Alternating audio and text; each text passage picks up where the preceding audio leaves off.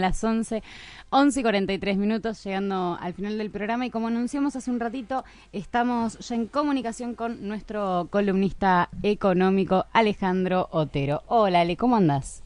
¿Qué tal? ¿Cómo estás, Gaby? Buen día. Buen día. Bien, por el momento de buen humor, no sé si voy a seguir así dentro de un ratito. Igual para mí quedan 12 días y eso me tranquiliza un montón. Y es más, Alberto dijo que no va a recibir más plata del Fondo Monetario y me tranquilizó un montón, me mejoró la semana, mira, no sé si estoy bien, contame.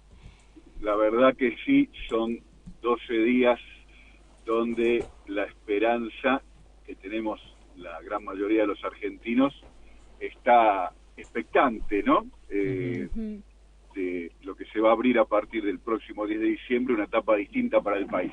Y en ese sentido, yo diría, hay dos noticias para comentar que perfectamente las podemos relacionar.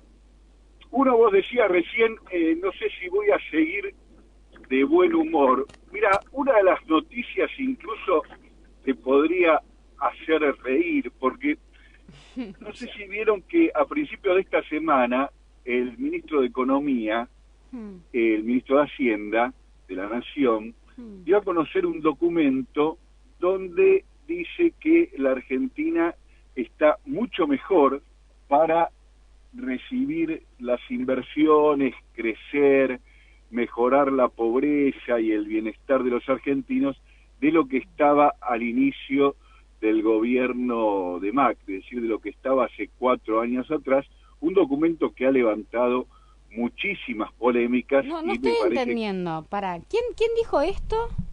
el ministro de Hacienda difundió un documento, unas páginas, donde intenta fundamentar que la Argentina está mucho mejor de lo que estaba hace 4 años atrás para enfrentar la etapa que se avecina. La verdad Pero que una cosa ¿el ministro de Hacienda de qué país? el ministro de Hacienda de este país, el ministro de Hacienda que vive en este país, pero que no es inocente, ¿no? Porque ese documento que reconoce, por un lado, que los resultados, para decirlo en los términos que lo dice el ministro, no fueron los esperados, es decir, que los resultados fueron muy malos en materia de pobreza e inflación.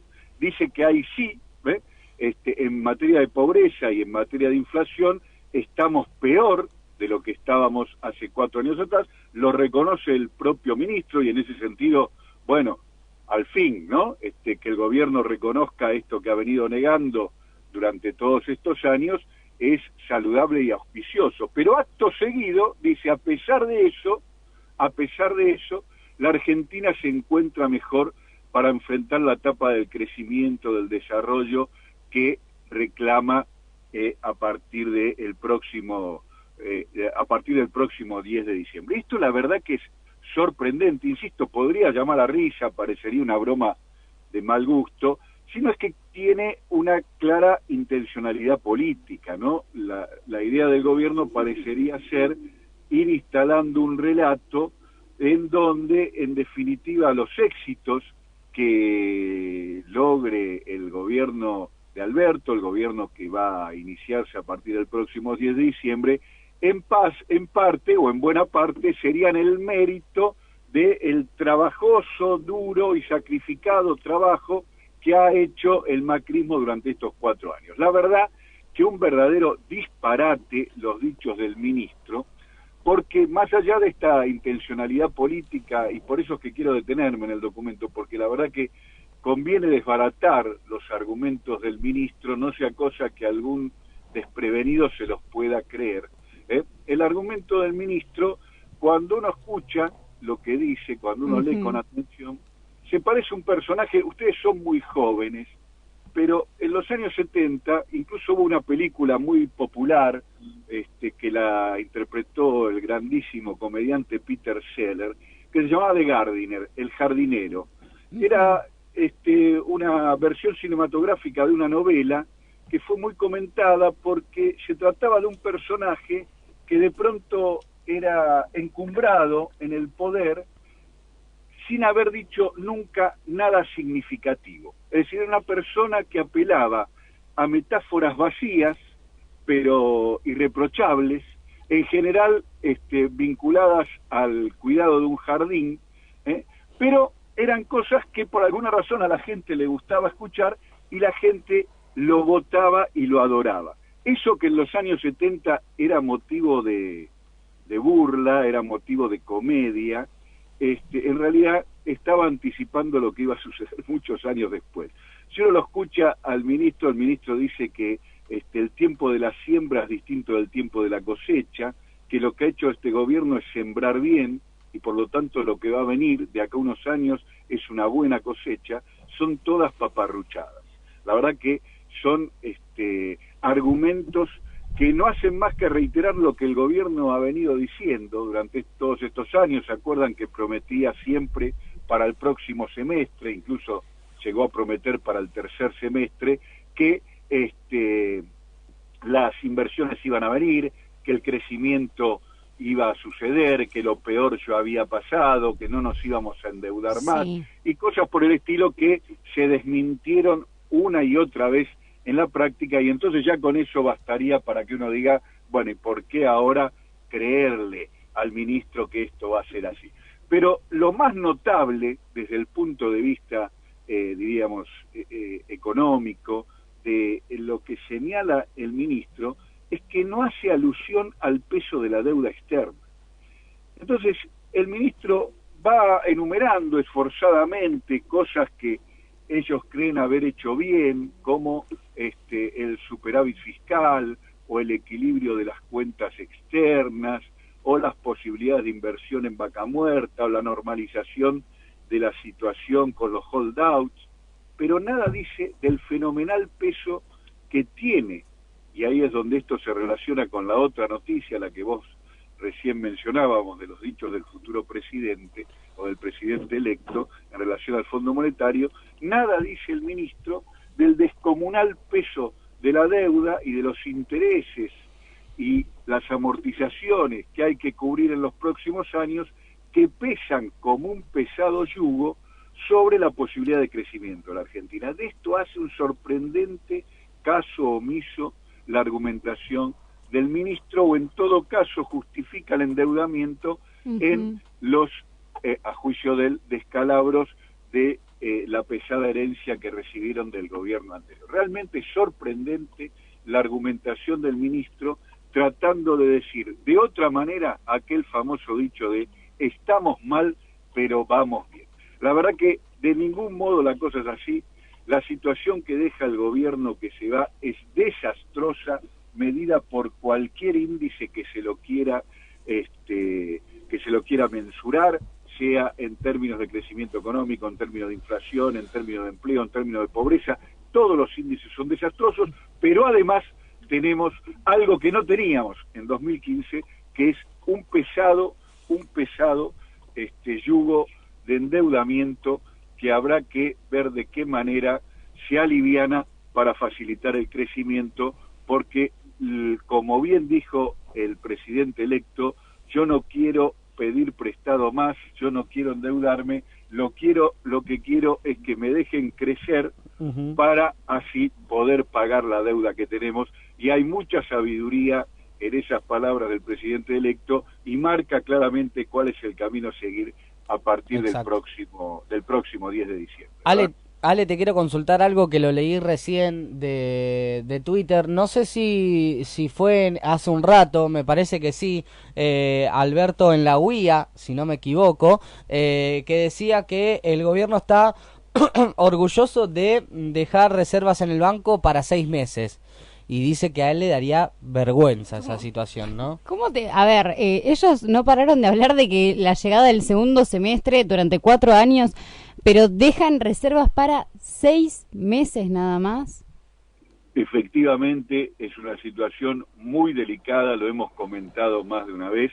Las reservas no han tenido otro destino que la fuga durante la mayor parte del gobierno macrista. Esta acelerada tendencia de hace unos meses recién se detuvo cuando decidieron retornar a la política que ellos llamaron de cepo, y no es más que una administración racional de las reservas, primero poniendo un tope de hasta $10.000 por mes por persona y ahora el tope de hasta $200, y recién ahí se pudieron preservar mejor las reservas de la tendencia a la fuga que el propio gobierno fogoneó a lo largo de estos larguísimos 4 años. De resultas de esa política irresponsable en el manejo de las reservas, la situación que nos queda es exactamente una situación muy delicada, con reservas que en el mejor de los casos alcanza para 6 meses según cómo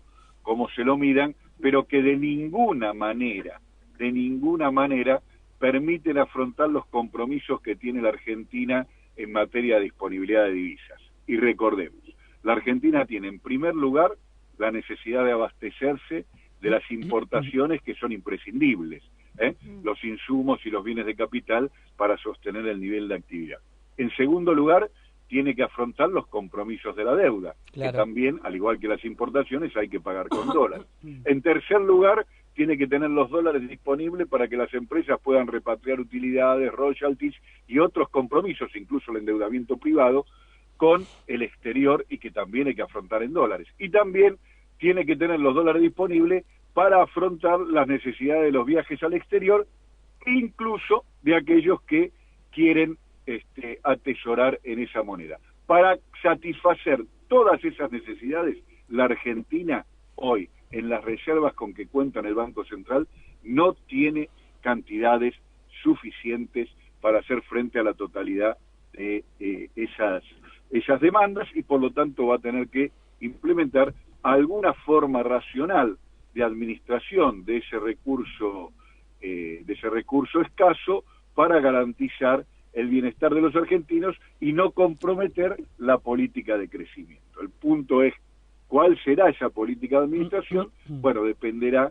de cuál sea la política de crecimiento, y en armonía la una con la otra, potenciar aquello que es lo que resulta imprescindible, lo hemos dicho más de una vez y lo acaba de ratificar una vez más el presidente electo, el crecimiento económico, que es lo que la Argentina debe reencontrar más temprano que tarde en estos próximos meses, ¿verdad? Es cierto. Ahora, si igual el actual gobierno dice que las reservas alcanzan para 6 meses, yo me desconfiaría y pensaría que será, claro, que alcanzan para 3, porque ya no le creo absolutamente nada, y menos a 12 días de irse, ¿no?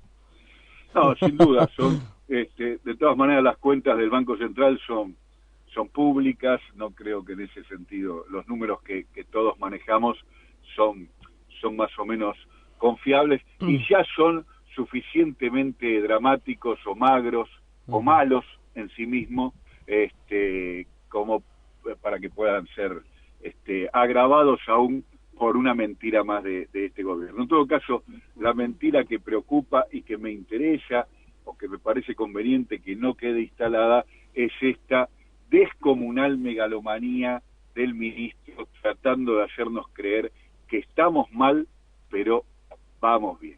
La verdad es que estamos mal y vamos mal, y esperemos que a partir del próximo gobierno empecemos a andar bien.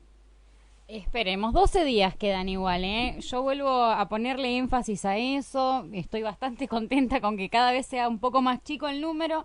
Es más, en cualquier momento, dentro de 3 días vamos a empezar a jugar con que, bueno, que ya es menor al índice que prometió que iba a ser la inflación Mauricio Macri, porque, bueno, menor a la inflación cualquiera, ¿no? Hace ya como un mes.